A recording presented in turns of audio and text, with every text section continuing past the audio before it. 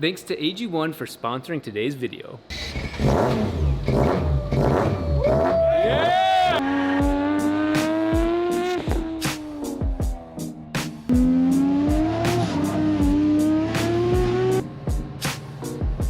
Looks like official diagnosis of a leaking engine mount. This is one of the craziest things we've done, and I'm a geek, so this is very crazy to me. We are taking a running car at an event and swapping it to the ECU of my dreams. I love the computer that's in here now, but I don't have as much control, like especially you can see. I have very little control. We're gonna prove a point that we can do this real time with Holotech, swap this over to the R3, fire it back up and make it to tomorrow's events. We're gonna take it on track. Yeah, we're gonna take it on track with a totally different ECU setup and have just a little bit more, when I say a little bit more, I mean a lot more control over the car. It is officially 440. The guys from Holotech East and Holotech West both have just come through and blown my mind with like everything that the 4-rotor does. Trackside swap, fully different computer. This will show you just how well the Nexus series can be set up quickly when you know what you're looking for. If you go to FD, this is probably one of the most intense things to do. There's 3 clips in the back there. They're like a push-pop situation. The Super Sport, the amps connectors that this ECU uses are the same ones that the R5 uses. There we go. What we're about to do is no short of a miracle because just so many different systems all work together. Literally, it's like starting this car from scratch, but in the parking lot. To see this get done this quickly is absolutely nuts and honestly a really fun challenge.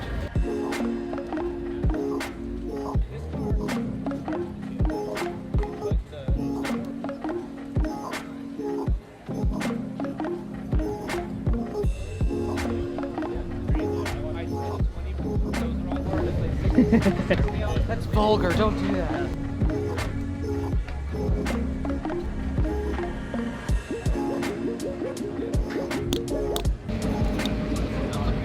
I'm scared to pull on it. It passes. Hey, not bad.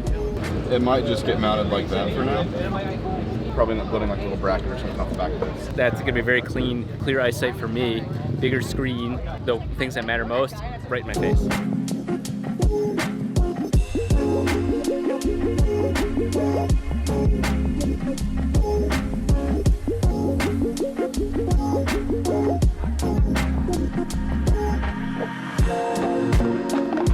They're wasting no time. Everything's all repinned. I haven't done anything. I'm just a pretty face right now, but it's nice to trust that these guys are just hauling ass. They're probably doing a better job than I would on my own car.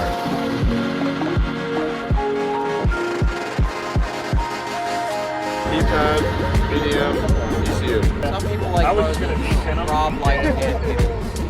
2 into 1.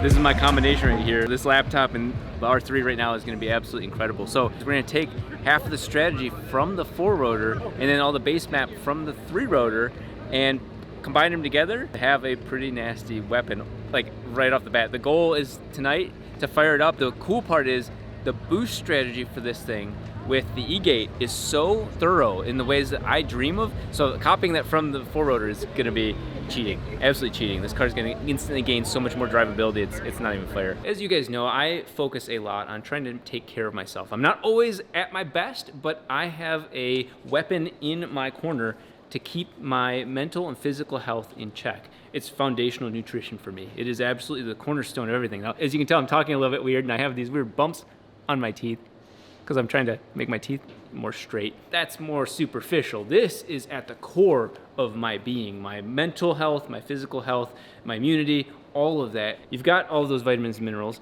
but also, in my personal opinion, you've got versions of them that are higher quality. It's not just the generic magnesium oxide, which is cheap and less absorbed by your body. Anytime I find a new thing that I'm particularly interested in or find a study about, I look and it's in there. That's how many ingredients are in one scoop. 75 different things just working to help keep you in check. Often when I'm taking AG1, I'm not necessarily in the ideal environment, and that's where the little travel packets come in clutch. Real time, this is what I need to have in my system to keep my mind in check. And I'm about to tune, and I was like, I need to get my brain power in. This is how I do it on the go. You'll want all the water because you'll end up having grease stuff in your teeth, but it's fuel for my brain. It is so perfect for what I have to go through the tune and then get back in there and go and drive. Huge thanks to AG1. I wanted to show you guys real time how much it helps me. When you go to drinkag1.com, you get 5 free travel packs with your purchase, as well as a 1-year supply of vitamin D3 and K2. That's drinkag1.com/RobDahm.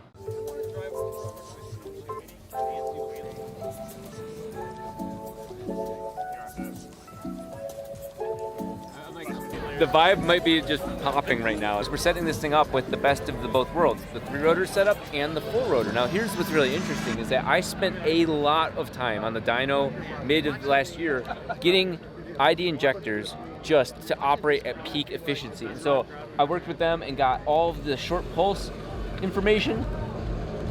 And so all this unique information, not just these top numbers, but these bottom numbers, are all very specific, allowing you to get the finite, very specific detail of function out of these injectors. So you can have massive injectors, and as long as you're not dribbling with really small amounts of fuel, this ECU lets you control these big injectors very, very calm and tamely. Now, I have some things that are very, like my personal taste, not better or worse, but it's the way I do all my injection. It's very particular based on the porting. Copying all that in here too. It's gonna be even better than it was before.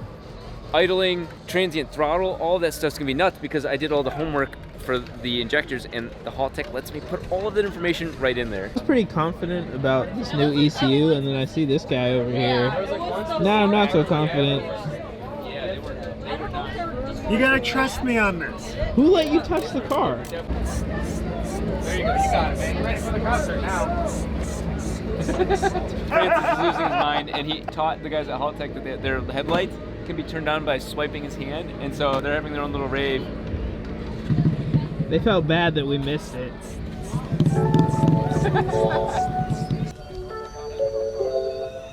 It's always the devil in the details, and so right now we're doing all the small weird shit. So it's like the fuel system and so on. We're making progress, so the fact it's gonna fire up tonight is nuts. Apparently, two-step at 2 a.m. is a thing, and we're well before that. It's 11:40, and we got a whole car rewired. Could anybody do this, a car like this quickly? Absolutely not. I don't even think we could have We couldn't even have done this, honestly. I'm not gonna say first start. I don't know if my timing settings are right, but we're gonna see what happens. We're gonna see what happens. I'm gonna say.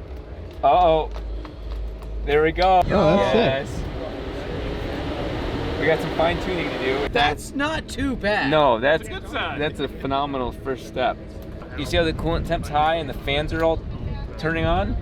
So all I have to do is enable my pull-up, and so now I'm getting basically the proper coolant temperature, 77 degrees. We're hauling ass through all this. So we just have to do the pull-ups. So look at the throttles, calibrating 50%, 0%, 100%, that's the 25, that's cool, you can actually see it on there. This is my dream. Instead of me, like I have to really move the pedal to get it to do that. That's awesome. Yeah, look at how much control I have. I'm very, very impressed with that. Drive-by is good. We got something going on with the injector circuits. You can hear the fuel pump though. I didn't connect the fuel pump relay wire in. Yeah. Best part about hanging out with analytical guys is that everybody's like, okay, let's trace it back, and then instantly found the problem.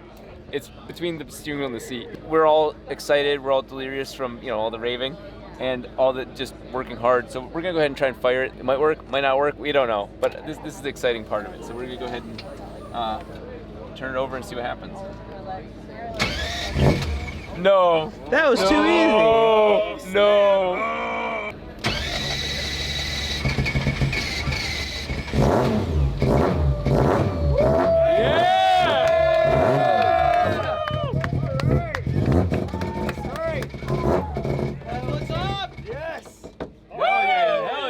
That's so awesome. It literally started that first time. That's so sick. Just a complete gutting of the car and fired back up. Are you tuning it right now? Yeah. We just swapped it all to the Haltech. Within the evening, after all the festivities and right to midnight, we did it. The car's got the dash, it's got the wideband, it's got all the controls. We've got some fine tuning to do, and you never want to just go out on the track immediately after that, even in this circumstance. So I'm gonna refresh, charge the laptop, rest my voice, go to sleep, and then just make sure the map's polished, and then we're going back on the track. So how insane. I knew this could happen, and I knew that all these guys were crazy enough with us to do it, but to actually do it is a whole different level. So this is so sick. We're celebrating. We look like dorks, and I don't care because we're celebrating firing up the 3-rotor. Yeah. Joe's always complaining about fireworks whenever we're in a different state, so I decided to get him fireworks today. Yeah, these are the... I thought they're supposed to be more colored, to be honest. Yeah.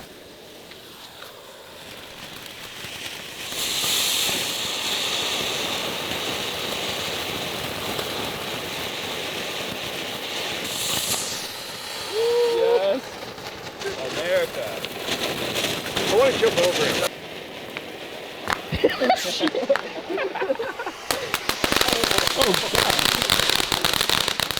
Jump later, my nuts have been.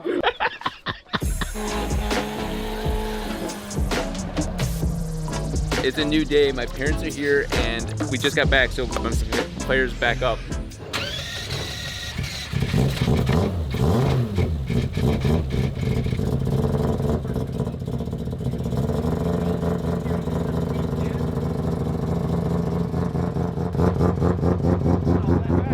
Right there.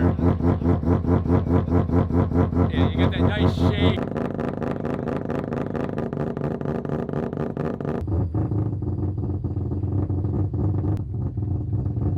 My guardian angels are leaving me because it's solid. The whole idle control, everything is just solid. So I can finally let them go. I was parking in front of them to prevent them from leaving.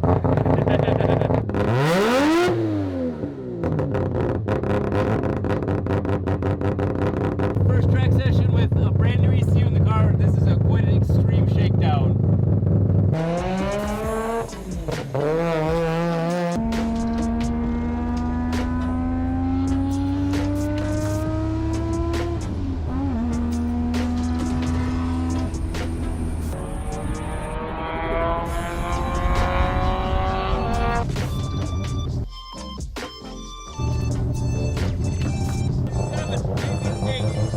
You guys might think that I'm frustrated because yet again, warm-up lap, traffic, black flag.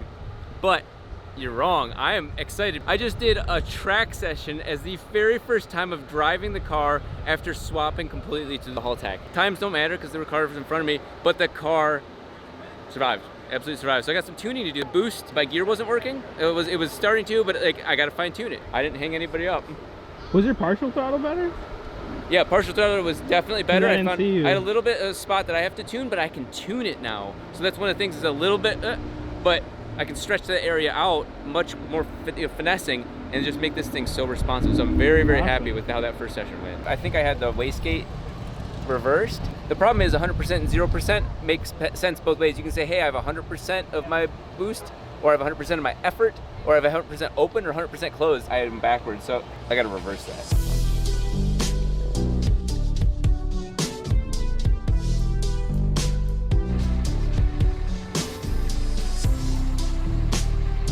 We need to see if I had the wastegate swapped, flip-flopped, and so the easiest way I know how is to sit here and get close to anti-lag. I'm not going to anti-lag because I don't have that function turned on, but to see if it builds boost or not.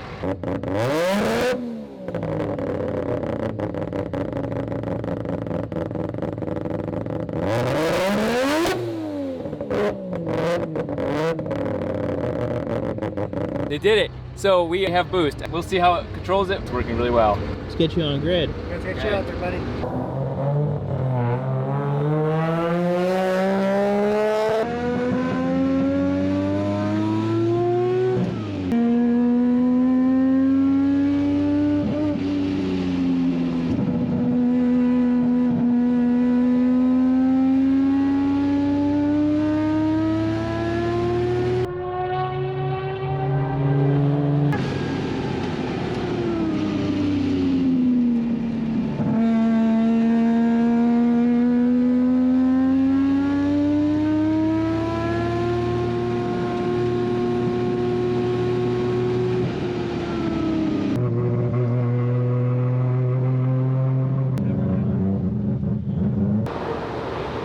can see why I stopped. This was happening earlier. It got worse. Transmission fluid coming out of the transmission somehow. But we have one last little piece from the previous setup, and that piece is what's been causing us problems.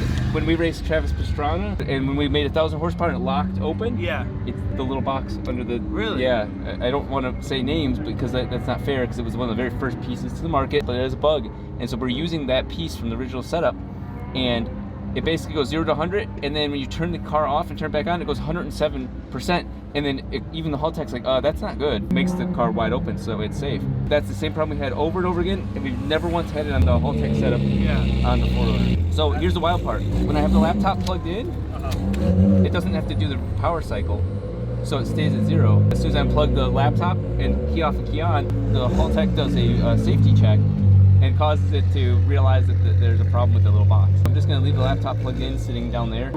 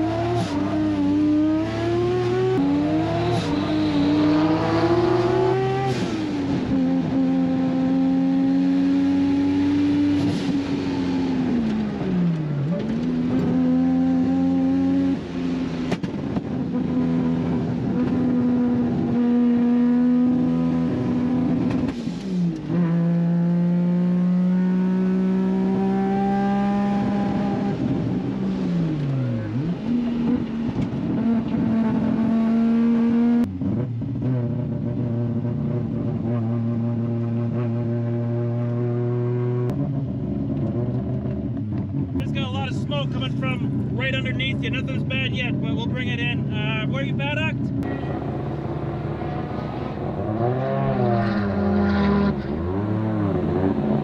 The fans didn't turn on. I was getting it. Yeah, you were. Yeah, I was close to a 140. I was so close to getting under 140. What'd you do? It was a 144. The car died. Long story short, computer overboosted 2/3 of the way down the back straight. The car hit an overboost alert on this, shut the car down. But you see me fumble with it, check the car, and then it kills my turn. But I would have had it under 140. I absolutely would have had that. That is the first time in my career of doing any sort of racing where I was in charge of the moment. That Camaro was nice enough to let me pass. I was passing him either way, as you can tell in the video. You'll see on turn 3/4 area, I drifted it. And the power delivery, because of that, ability to control the throttle. Sounds circular, but the fact is, you watch it, it just whoa, and I just had the control over the pedal. You don't see it fishtip, just kept going as if nothing else happened. So it's an absolute thing of beauty when a car runs like that. I got it to 250 degrees coolant temp, and it actually shut down because 244, the guys set a limit in there. With the boost control working, holy shit, I had a really tight overboost limit. So I kind of dicked myself because that cut the car, and then the car stumbled because I forgot to set idle. Hey, idle at 20% throttle, up to 195 degrees, above that, 0. As soon as it broke up, I shifted out of gear, so I let my foot off the gas pedal, and all of a sudden the car died. Are you gonna take it back out? I want to take it back out. I don't know if you guys can see it. I had grip for days. Yeah, you were. Like, you were I looked at balling. the calendar, and it wasn't even 28 days. It was a full month of grip. It was incredible. Me in that car, it was my little pony. no, genuine What? pony. Ride it, my pony, not my little pony.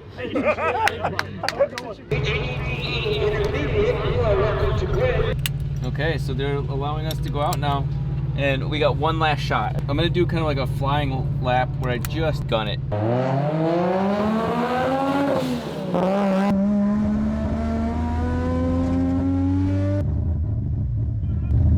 line, Rob.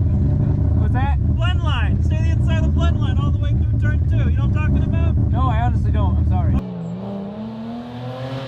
Make sure you follow and stay on the inside of that blend line all the way around, okay? Watch for it when you go out, all right? Okay. All right.